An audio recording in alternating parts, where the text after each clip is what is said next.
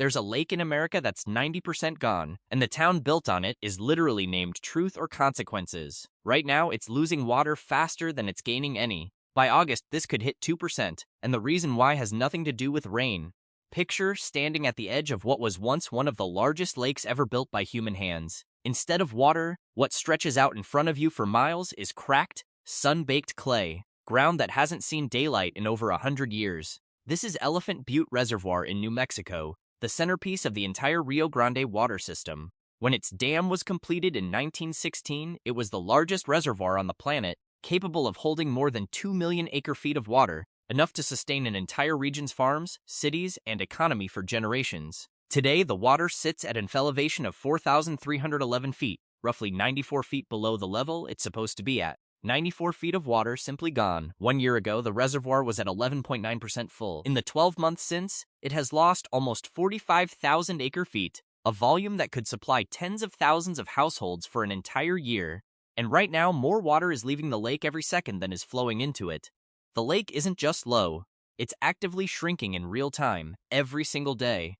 Most people's instinct is to assume a reservoir dries up simply because it stopped raining.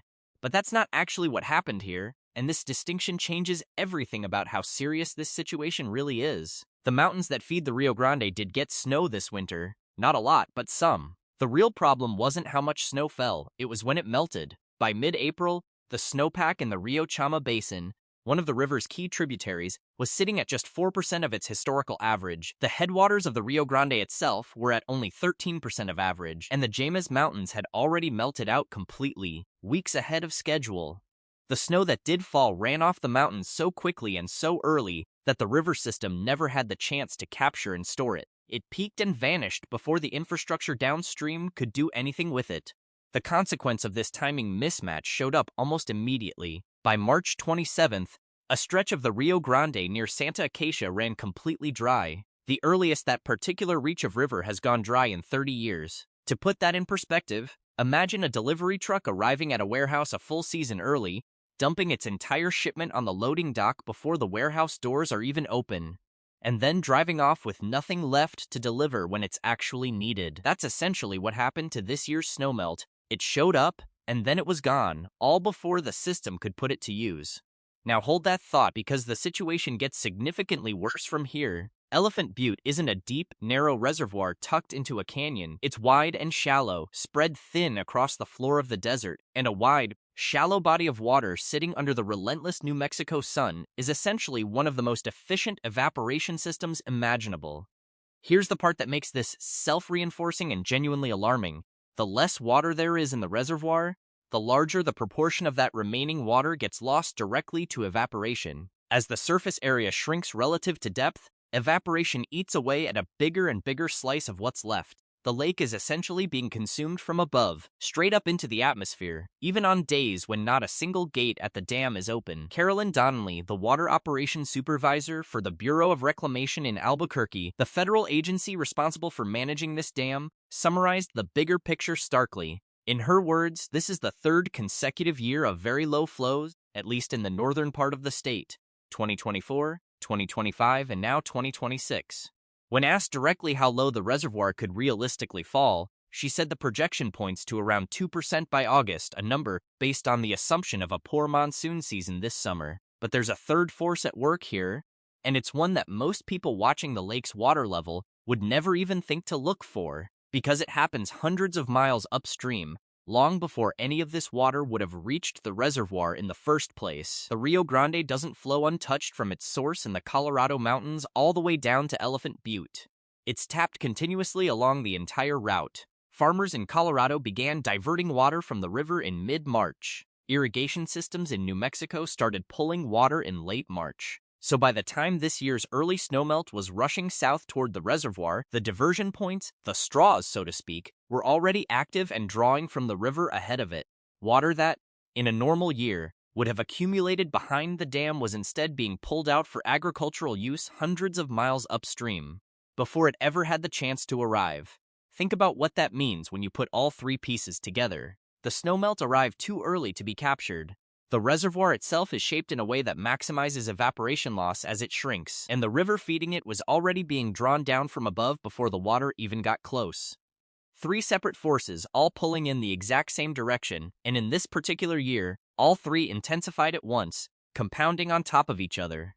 To really understand how dramatic this collapse is, it helps to zoom out and see the whole picture. Find the Rio Grande on a map. It's the river that traces the border between the United States and Mexico, originating high in the mountains of southern Colorado. Follow it south through New Mexico, past Albuquerque, past Socorro, and you'll reach the desert basin just north of Truth or Consequences. This is where, when the dam was finished in 1916, engineers created what was at the time the largest reservoir anywhere on Earth, a man-made inland sea in the middle of the desert holding over 2 million acre-feet of water. Now zoom back into today. The water that should be filling that basin has retreated hundreds of yards from where the shoreline used to sit. Boat ramps that once extended into the lake now simply end on dry, exposed dirt. Marinas that were built to float on water now sit on cracked mud flats.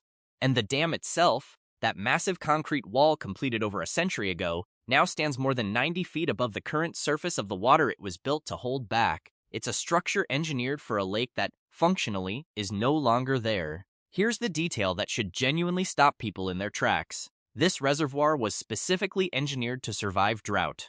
That wasn't a side benefit. It was the entire point of the project. The Rio Grande system was designed around the principle of banking surplus water during wet years so it could be released during dry years, ensuring that downstream farms would never run short. It is, by design, the region's insurance policy against exactly this kind of scenario.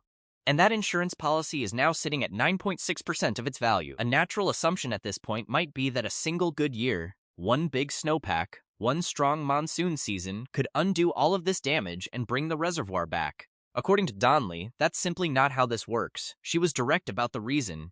There is no additional reservoir storage upstream of Elephant Butte. There's no secondary tank, no backup system to draw from while waiting for conditions to improve. Whatever water has already been lost, to early melt, to evaporation, to upstream diversion, is permanently gone. The recovery, if it happens at all, would have to happen from whatever baseline the reservoir is sitting at when the next wet year arrives. And then there's the historical comparison that puts everything into perspective. The last time Elephant Butte dropped to a level anywhere near this low was 1954. More than 70 years ago, during one of the most severe droughts in New Mexico's recorded history. At that time, the reservoir bottomed out at roughly 13,000 acre-feet. The current projections for this August put the reservoir within striking distance of that same historic floor. This isn't a comparison to a recent rough patch or an unusually dry year within living memory of normal operations. This is a comparison to the single worst drought year that anyone alive today has ever witnessed at this reservoir. Here's where the situation becomes almost paradoxical, and where it stops being just a story about a shrinking lake and becomes a story about competing obligations layered across an entire continent. Even as the reservoir empties at an accelerating rate, the dam's gates are wide open right now, actively releasing water downstream.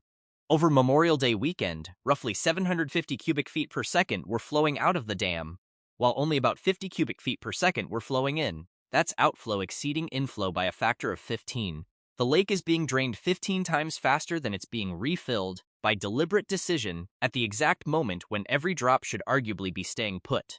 Why would anyone do this? Because that water isn't optional, it's owed. Downstream of Elephant Butte sit the farmlands of southern New Mexico, the city of Las Cruces, and across the state line, El Paso, Texas, a city of nearly 700,000 people that depends on this river for its water supply every single summer. And the chain of obligation doesn't stop at the U.S. border. Under a treaty signed in 1906, the United States is legally bound to deliver 60,000 acre-feet of Rio Grande water every year to Mexico into a canal system above Ciudad Juarez. A river that currently can't even keep its own primary reservoir full is still operating under a 120-year-old international treaty requiring it to keep delivering water across a national border. What's remarkable is that the people who wrote that 1906 treaty actually anticipated a scenario like this one. Buried within the agreement is a clause stating that in the case of extraordinary drought, the water delivered to Mexico would be reduced in the same proportion as the cuts made to American farms below the dam. Read plainly, that means the legal framework for rationing this entire international river system, for deciding how pain gets distributed when there simply isn't enough water for everyone, was written into the agreement before this dam was even finished being built. The engineers and negotiators of that era already understood that a day like this might eventually arrive. That day appears to be arriving now. Adding another layer of complexity, the water released from Elephant Butte doesn't travel directly to its final destinations. It's captured again just a few miles downstream at a smaller regulating reservoir called Caballo, and metered out from there. It's essentially a relay system, one shrinking pool of water being handed off to another, with each step in the chain facing the same underlying shortage. The farmers closest to this reservoir aren't the ones who get to keep its water. The Elephant Butte Irrigation District supplies more than 90,000 acres of farmland around Hatch, New Mexico, the self-proclaimed chill capital of the world. In a normal year, farmers get about 3 feet of water per acre. This year that's collapsed to roughly 4 inches, less than a tenth of normal. For a child crop that needs steady water through summer heat to set fruit, that's the difference between a harvest and a dust field. And it's happening while 750 cubic feet per second flow past these same fields, heading downstream to meet obligations that don't pause for a dry year. Gary Esslinger, who's managed this district for over 3 decades, calls it a triage decision. Plant fewer acres and let the rest go fallow, drill an expensive well into a shrinking aquifer, or skip the season entirely. Multiply that across thousands of farms, and an agricultural region built over a century starts contracting in a single year. The shoreline tells the same story. This Memorial Day weekend drew about 35,000 visitors, down from 60,000 the year before. Only 2 boat ramps were usable, and crews rescued roughly 20 boats from mudflats that used to sit 40 feet underwater. Marinas and historic buildings near the dam now overlook a basin instead of a lake, with docks chasing a waterline that retreats every week. The bigger shift isn't happening at the shore, it's happening in policy. In May, the U.S. Supreme Court approved a settlement requiring New Mexico to cut groundwater pumping by 200 acre-feet annually over the next decade. Officials have already said the easiest way to hit that target is buying out farm water rights and permanently retiring farmland. The same farms around Hatch already down to 4 inches this year. The drought is the visible crisis. Underneath it is a permanent reckoning over who keeps farming in this desert at all. The cascade runs in layers. A tourism town loses half its biggest weekend. A 90,000-acre farming district gets rationed to near nothing. Nearly 1 million people in Las Cruces and El Paso lean harder on groundwater as the river runs thin, and a 1906 treaty obligation to Mexico continues regardless.